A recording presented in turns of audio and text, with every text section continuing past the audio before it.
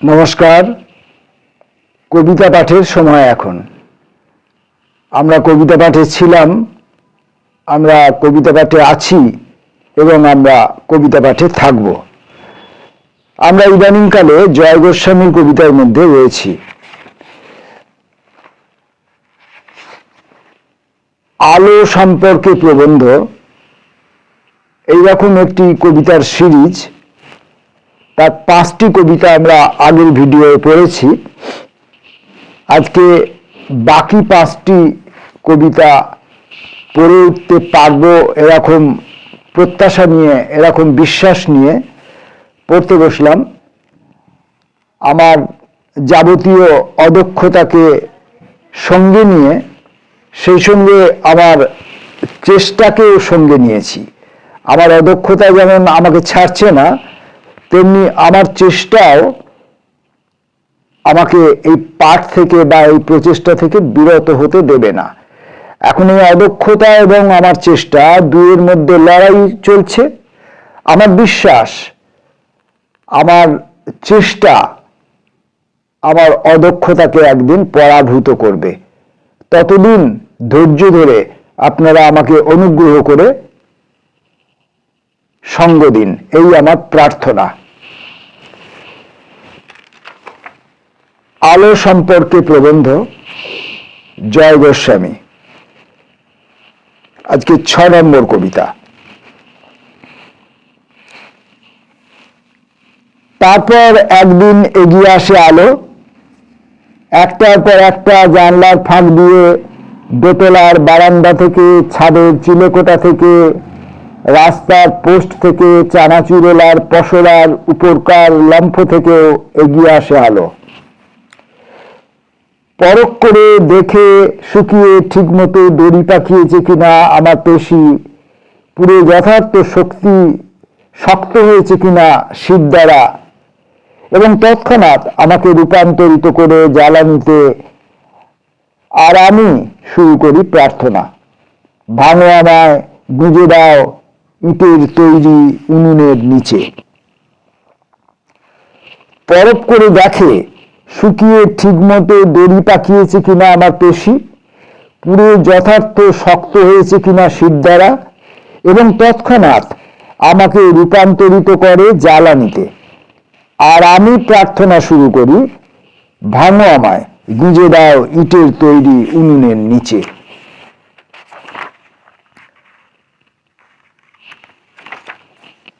খুশি হোক ফুটপাতের সংসার, কাটো আমায়, মিলিয়ে মিশিয়ে জ্বালিয়ে দাও শুকনো সব পাতার সঙ্গে। শীতের রাতে হাত পা সেকুক আমার দেশওয়ালি ভাইরা। তারপর টানো আমায়, টেনে নাও আগুনের কুণ্ড থেকে লম্বা লম্বা টুকরো, আর ছুঁড়ে ছুঁড়ে দাও ঝোপড়া থেকে ঝোপড়ায়।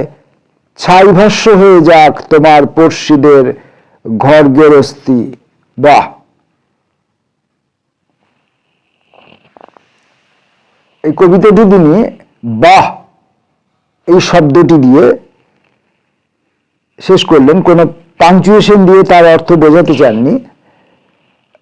আমার মনে হয় এই বাহ শব্দটি, এই যে ঝোপড়া থেকে ঝোপড়ায় ছাই ভস্য হয়ে যাক তোমার পড়শিদের ঘর গেরস্তি, বাহ, এটা দিয়ে তিনি যে বললেন, আমার মনে হচ্ছে পরবর্তীকালে তিনি এই বাহ শব্দটি কেন ব্যবহার করলেন, বিসর্গ চিহ্নটি, বয়ে আকার পাশে বিসর্গ চিহ্নটি কেন ব্যবহার করলেন, তার একটা অর্থ বা উদ্দেশ্য হয়তো আমরা খুঁজে পেতেও পারি। পড়া যাক পরবর্তী অংশ, 7 নম্বর। বাহ!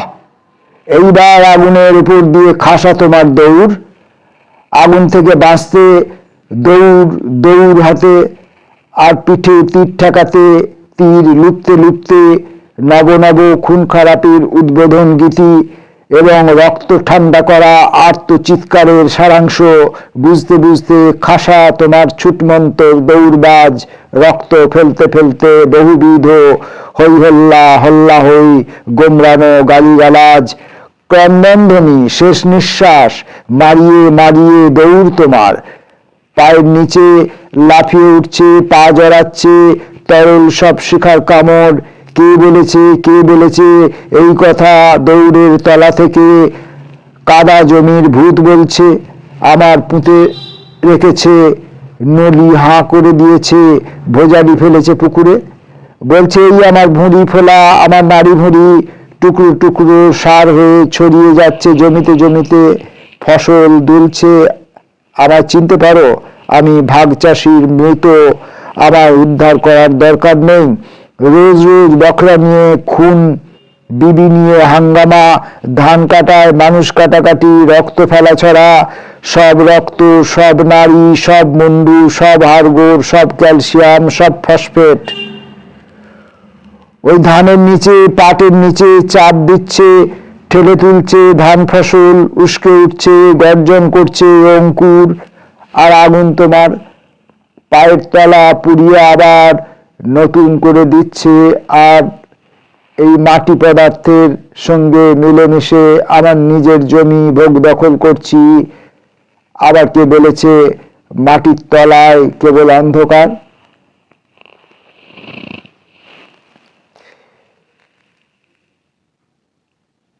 তাহলে ওই যে আগুন ছুঁড়ে দেওয়া হয়েছিল, ওই আগুনটা ছুঁড়ে দেওয়ার ফলে এই সমাজের বিভিন্ন স্তরে, বিভিন্ন জায়গায় যারা এই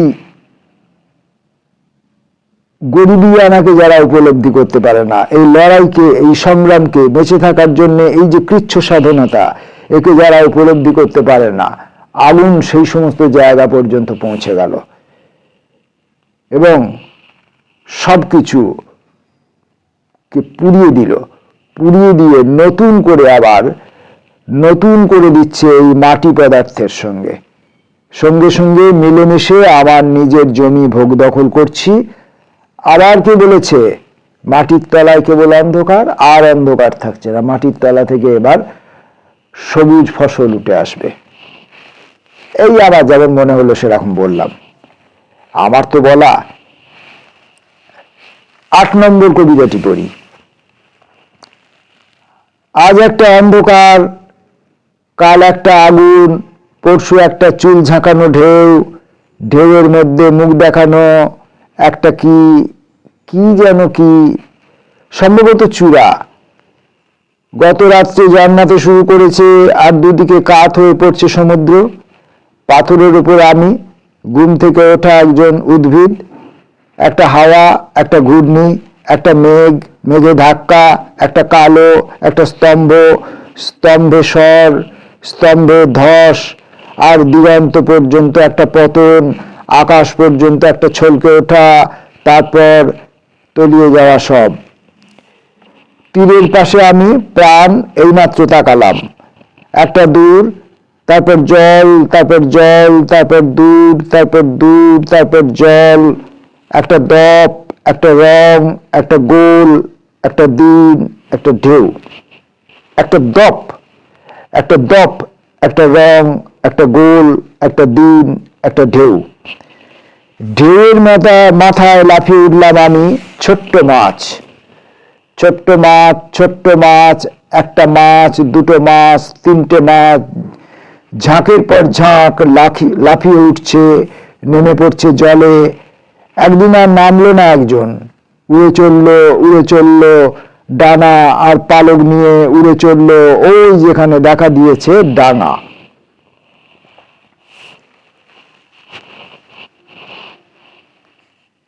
আলো সম্পর্কে প্রবন্ধ 9 নম্বর প্রবন্ধটি। এই ডানা কোথায় থাকে? জলের মাঝখানে।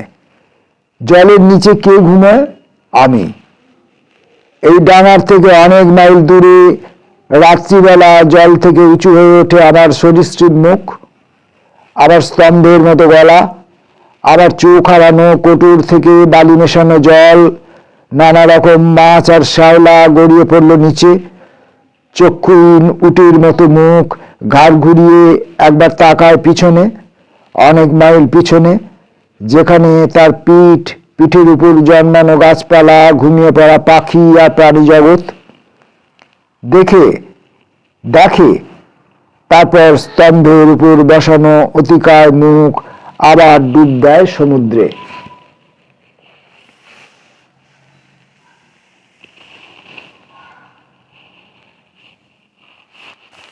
আলো সম্পর্কে শেষ প্রবন্ধটি, 10 নম্বর প্রবন্ধটি আমরা পড়তে চলেছি।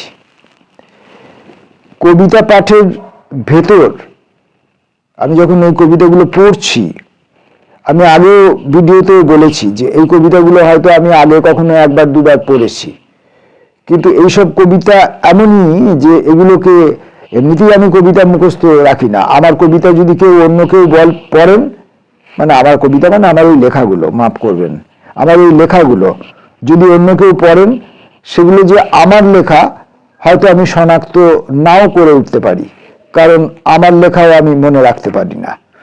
তো জীবনানন্দ, এই জয় গোস্বামীর এই যে বহুলতর, ব্যাপকতর, অভিজ্ঞতা সমৃদ্ধ একটা কবিতার যে নতুন প্রক্ষেপণ, একটা নতুন ধাক্কা, একটা নতুন রসায়ন সৃষ্টি, একটা নতুন বিপ্লব, একটা নতুন শিলিত চিৎকার, এরকম ধারা বলতে পারি। এইগুলোকে মুখস্থ করা তো দুরস্ত, মগজে ধরে রাখার মতো একটা মগজও প্রকৃতি আমাকে দেয়নি।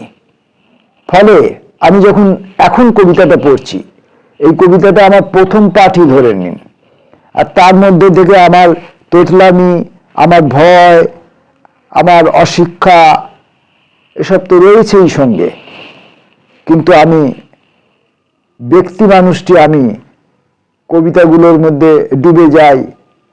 একটা লাইন যখন পড়ি, দ্বিতীয় লাইনটা যখন পড়ি, তারপর আমার মন ভেতরে ভেতরে নিজে নিজে অন্য অন্য লাইন খুঁজতে শুরু করে। জয় গোস্বামীর লাইন, তৃতীয় লাইন, চতুর্থ লাইন পড়তে গিয়ে হঠাৎ কোথাও ভুল হয়ে যায়, আমাকে ক্ষমা করবেন। 10 নম্বর প্রবন্ধটি, এই দাঁড়াও, যে কোনো কথা বলবার অধিকার পেতে পারো না তুমি। যে কোনো জিনিস দেখবার অনুমতি কিংবা যে কোনো বিষয় লেখবার ছাড়পত্র, সবকিছুর একটা বিজ্ঞান আছে। এইবার সত্যি সত্যি সীমা ছাড়িয়ে যাচ্ছ তুমি। বেশ, কিন্তু যে ঘরে আমি লিখতে আসি সে একটা ভূতের কারখানা। ভেলার উপর বসানো এই ঘর জলরাশির উপর দুলতে দুলতে তীরে এসেছে একদিন। আজ তার পাথরে তৈরি দেয়ালের গায়ে নানা রকম সব গর্ত। কোনোটা থেকে বেরিয়ে আসে জ্যান্ত হয়ে ওঠা তুলি, তার দিকে নিজে থেকেই ঝাঁপিয়ে আসে রং, আর নিজে থেকেই পথ থেকে উঠে দাঁড়িয়ে যায় দেয়ালের গায়ে। কোনো গর্তের মধ্যে মোটা মোটা সব গ্রন্থ, কাহিনীগুলো ইচ্ছে মতো বই থেকে বেরিয়ে এসে হাঁটা লাগায়। বই শেষ হয়ে যাবার পরেও চলতে থাকে যেদিকে খুশি। কোনো গর্ত থেকে গড়িয়ে পড়ে পাথর, আর ছাদ ফেটে তার উপর বাজ পড়তে থাকে একের পর এক। টুকরো ছিটকোতে ছিটকোতে সে নিজেই কখনো মুখ, কখনো বৃক্ষ শাখা, কখনো নারী ভাস্কর্য হয়ে যায়। তারপর উড়ে যায় ছাদের ফুটো দিয়ে, আর তৎক্ষণাৎ আমার সামনে শুয়ে থাকা ওই এত বড় সমুদ্রকে কে যেন আকাশ মুখর লম্বা করে দাঁড় করিয়ে দেয়। সমুদ্রের পুরোটাই তখন জলের বদলে আগুন। আকাশ কিচ্ছু দেখা যায় না, শুধু চারদিকে ছোট বড় হাজার হাজার পিণ্ড ছিটকে ছিটকে যাচ্ছে। ওই আগুন সমুদ্র এক মুহূর্তে আমাকেও টেনে নেয় আর উপচে দেয় আমাকে তার মাথার ওপরকার ফোয়ারার বাইরে। সেই মুহূর্তেই আবার দিন রাত্রির সীমা লঙ্ঘন করি আমি।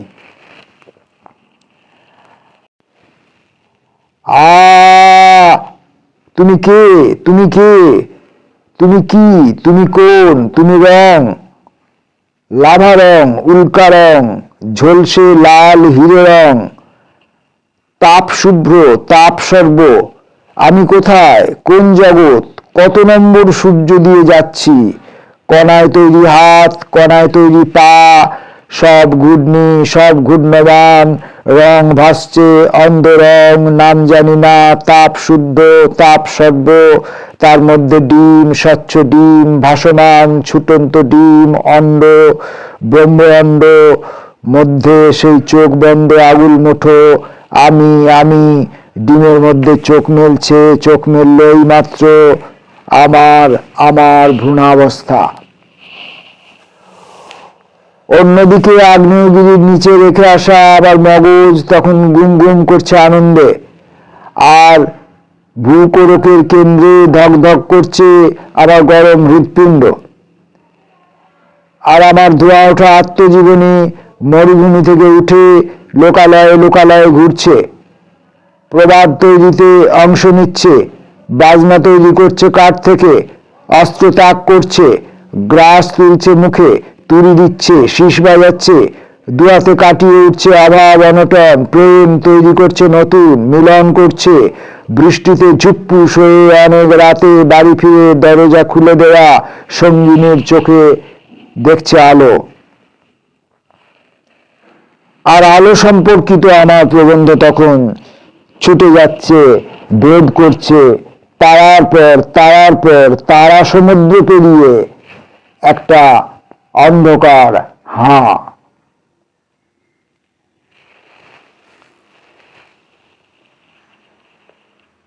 জয় গোস্বামীর আলো সম্পর্কে প্রবন্ধের কবিতাগুলি কোনো রকমে আমি পাঠ শেষ করলাম এবং আলো অতিক্রম করতে করতে আমি একটা হাঁ করা অন্ধকারের ভেতরে এসে প্রক্ষিপ্ত হলাম। কেউ যেন আমাকে ছুঁড়ে ফেলে দিল একটা অন্ধকারের মধ্যে, যেখান থেকে আমার প্রত্যয় জাগছে যে এই যে আমরা নিজেরা কবিতা লিখি বলে